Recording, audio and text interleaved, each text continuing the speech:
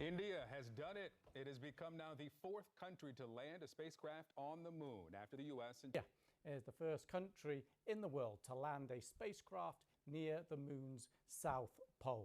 आज इस मौके पे सभी को गर्व होगा और प्राउड फील कर रहा होगा क्योंकि चंद्रयान-2 सक्सेसफुली लैंडिंग कर चुका है और रोवर ने अपना काम शुरू कर चुका है।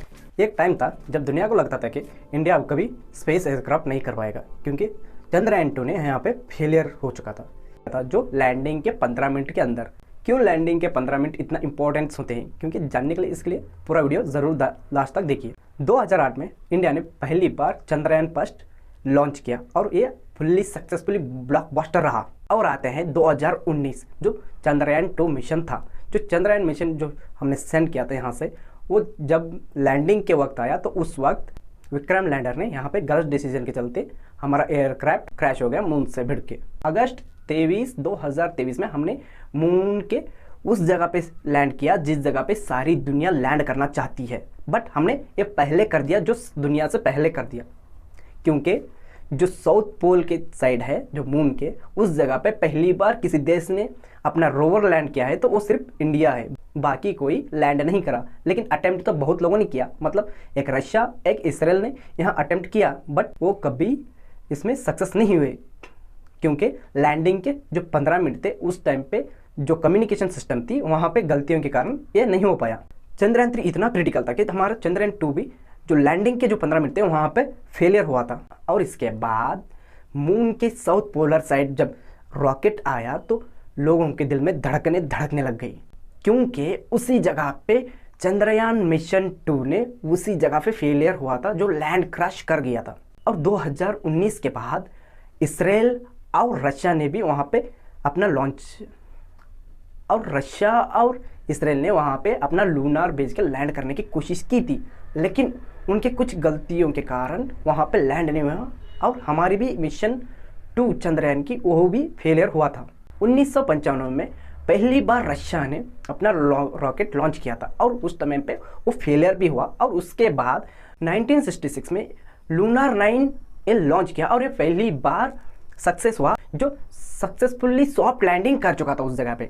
और एंड यहाँ पे बन गया ये first nation to land the moon.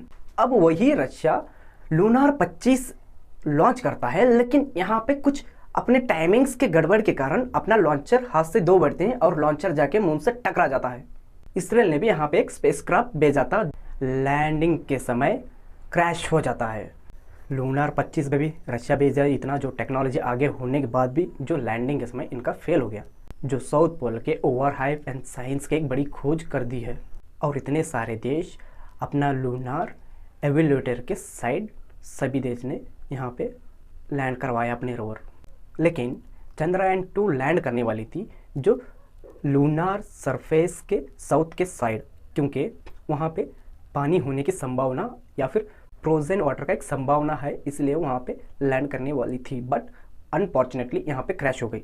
इसके बाद चंद्रयान-3 2023 में फिर से लॉन्च करते हैं और इसमें हम सक्सेसफुली लैंड कर देते हैं। अगर वहाँ पे वाकई में पानी का रिसर्च हो गया या फिर वहाँ पे पानी का मौजूद की कोई रिपोर्ट्स मिल गई तो समझ लो आगे आने वाले फ्यूचर में एस्ट्रोनॉट्स जो जाएंगे वहाँ पे उनको पीने लायक पानी मिल जाएगा, या फिर वहाँ पे एक स्पेस स्टेशन भी क्रिएट कर सकते हैं।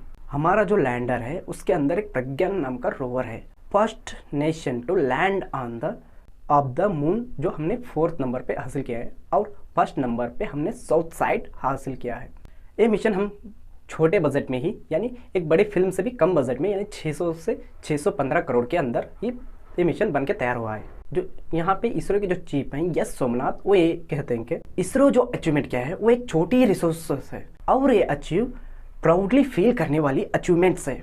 इतने लो कॉस्ट बजट में जो अचीवमेंट किया है वो दुनिया के कोई देश नहीं कर सकता और कोई कंपेयर भी नहीं कर सकता। चंद्रयान-3 लैंडिंग सक्सेसफुल हुआ और ये इतना इंपॉर्टेंट है कि 15 मिनट, क्योंकि बहुत सारे नेशंस यहाँ पे साउथ पोल साइड अपना लैंड करवाना चाहते थे, लेकिन अनफॉर्चुनेटली ये नहीं हो पाया। हम फर्स्ट नेशन है जो साउथ पोल के साइड अपना लैंडर लैंड किए हैं। जब लैंडिंग की बात आई तो मून के लूनार साउथ पोल के साइड इसराइल ने NPSBL का एक एयरक्राफ्ट लॉन्च किया था, लेकिन वो अनफॉर्चुनेटली क्रैश हो गया। लैंडिंग इतना क्रिटिकल होता है कि लास्ट के 15 minutes sudden polar vision automatically systems को अपना काम करना पड़ता है, और अगर ज़रा से भी 0 पॉइंट का भी कोई तो हड़बड़ हो गई तो समझो अपना एयरक्राफ्ट गया पानी में।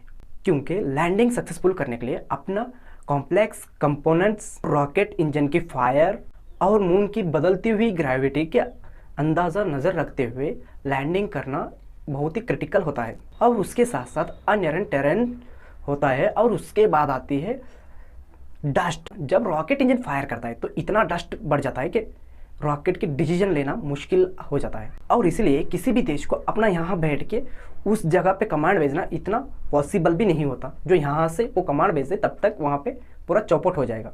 जब लूना 25 अपना इंजन फायर किया, जिससे स्पेसक्राफ्ट एक एलिप्टिक ऑर्बिट आ जाए, वो लैंडिंग से पहले वाला स्टेज होता है। जो लूना 25 अपना रॉकेट फायर 84 सेकंड के लिए रॉकेट फायर करना था, लेकिन अनफॉर्चुनेटली उसने 127 सेकंड्स के लिए फायर कर दिया, इसलिए रॉकेट जाके मून से भिड़ गया। और इसराइल का पैराशूट फाइनल मोमेंट में ही क्रैश हो गया, क्योंकि सिर्फ इसराइल की जो एयरक्राफ्ट थी वो सिर्फ मून से 500 फीट उतना ही हाइट में थी, लेकिन यहाँ पे जो कॉम्प्लेक्स थे वो जो कम्युनिकेशन लॉसेस के चलते यहाँ पे उस एयरक्राफ्ट क्रैश हो गया। जो चंद्रयान 2 मिशन जो हमने भेजा था वो लैंडिंग करते वक्त ही क्रैश हो गया। लैंडिंग का एक प्रोसेस है, इसमें एक हाई स्पीड हॉरिजॉन्टल पोजीशन में उड़ने वाली एक एयरक्राफ्ट, उसकी स्पीड कम करना और उसको मून के सरफेस पे लाना, और उसके बाद वर्टिकल पोजीशन में लाओ और वहाँ पे रॉकेट इंजन फायर करके स्पीड को 0 पे लाना, उसके बाद लैंड करना रहता है। इन्हीं 15 मिनट इंपॉर्टेंट रहती है। इसमें 4 फेसेस हैं, जो है कि रैप ब्रेकिंग, जो एक एयरक्राफ्ट 6000 किलोमीटर प्रति घंटे के स्पीड में जा रही है मून के सरफेस के 30 किलोमीटर ऊपर से, यहाँ रॉकेट इंजन फायर करके स्पीड को कंट्रोल करना पड़ता है। यहाँ फेल होने की 0% चांसेस भी होती है। अगर फेल हुआ तो यहाँ पे एयरक्राफ्ट क्रैश हो जाएगा। Phase number 2, light of the 7.42 kilometre, जो लैंडर एक अल्टीट्यूड होल्ड पेस में जाता है, 10 सेकंड का रहता है। उसमें tilt from horizontal to a vertical position area while distance of 3.48 kilometre travel कर रहा है। यहाँ अपना डायरेक्शंस चेंज करते करते लूनार्स के सरफेस के पास आना और भी धीरे धीरे अपना स्पीड को कंट्रोल करना। एंड इसके बाद आता है ब्रेकिंग स्पेस, ये 175 सेकेंड्स और बहुत ही मुश्किल होता है। लैंडर फुल्ली वर्टिकल पोजीशन में आता है और अपनी स्पीड को स्लोली करते हुए अपना स्पीड को पूरा 0 पे ले आता है। उसके बाद जो धीरे धीरे कोशिश करता है कि जो वर्टिकल के पोजीशन में आया है उसको धीरे धीरे नीचे उतारना है। और यहाँ पे इसके चलते ही चंद्रयान 2 मिशन फेल हुआ था, जो 335 metres from the surface of the moon, the terminal distance, the fine phase, उस वक्त slowly vertical at almost 0 speed पे सॉफ्ट को लैंड करता है। और चंद्रयान 3 ऐसा हुआ और सॉफ्ट लैंडिंग हो गई, और यहाँ दुनिया हक्के बक्के रह गई लैंडिंग देखते। और इस बार चंद्रयान 3 में सभी एल्गोरिज्म को चेंज किया और उसमें काफ़ी बदलाव लिया। जो फेलियर सिस्टम हो सकते थे उसको अपग्रेड किया, या फिर उसको ऐसा आगे ना हो पाए ऐसे सभी को अपना अपग्रेड करते हुए रॉकेट लॉन्च किया। और इसमें जो चंद्रयान 2 में लैंडिंग की एरिया कम थी, और इस बार लैंडिंग की एरिया को 4x2 किलोमीटर के अंदर कहीं पे भी उतार सकते हैं। और इसके अंदर और इस बार बिगर फ्यूल टैंक दिया गया, क्योंकि चंद्रयान 2 में बिगर टैंक नहीं था। अगर तो लैंडिंग के समय सही जगह पे अगर डिसीजन नहीं लिया तो एयरक्राफ्ट को हवा में रहने के लिए फ्यूल की ज़रूरत पड़ती है। इसी कारण को देखते हुए इसरो ने यहाँ पे फ्यूल टैंक बढ़ा दिया और लैंडिंग उस एरिया पे किया जा सके जहाँ पे सही जगह हो लैंड करने के लिए। और जो विक्रम लैंडर लैंड किया उसके अंदर से एक रोवर निकलता है, वो प्रज्ञान, और उसमें इतना एडिशनल इंस्ट्रूमेंट इंस्टॉल किए गए हैं कि बिगर सोलर पैनल जो कम पावर पड़ने के पर उसको यूज़ कर सके। और और इसके बाद लैंडर ने एक नाम रैप खोला और जो 6 पहियों का रोवर उतारा, उसके अंदर एडिशनल इंस्ट्रूमेंट भी इंस्टॉल किया है। और इस रोवर में इंस्ट्रूमेंट और पेलोड और एलिमेंट ऑफ कंपोजिशंस को डाटा रिसर्च करेगी और उसके बाद रिटर्न भेजेगी। अगर किसी भी तरह से यहाँ पे कुछ हो जाए अनफॉर्चुनेटली, तो चंद्रयान-2 मिशन का जो सैटेलाइट है उसको हेल्प करेगी या फिर उससे कोई मदद कर सकते हैं। ये चंद्रयान-2 का जो सैटेलाइट है वो अभी भी काम कर रहा है और इसमें चंद्रयान-2 का जो लैंडर लैंड किया था वो इस कदर लैंड हुआ कि हम उसको कनेक्शन करने के सिस्टम खो दिए हैं।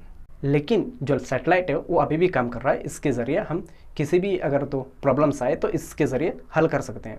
और अब जो रोवर उतरा है ये सिर्फ 2 हफ्तों के लिए इतना ही काम करेगा। इसके बाद एक लंबी नाइट आएगी, उसके बाद ही पता चलेगा आगे रिसर्च होगी या नहीं। और इसके बाद प्रधानमंत्री ने आज आके बयान देते हैं कि हम 23 अगस्त को नेशनल स्पेस डे मनाएंगे और ये सभी को बताया गया। और इसके साथ साथ जो लैंडर लैंड किया था उस जगह को शिव शक्ति के नाम से नामकरण किया गया है। इसरो ने नेक्स्ट मंथ यानी सितंबर में फिर से एक लॉन्चर लॉन्च करने वाला है और वो लॉन्चर कौन सा है जानने के लिए मेरे चैनल के साथ बने रहिए। लाइक शेयर सब्सक्राइब कर दीजिए और कमेंट में ज़रूर बताना कि वीडियो कैसे लगी।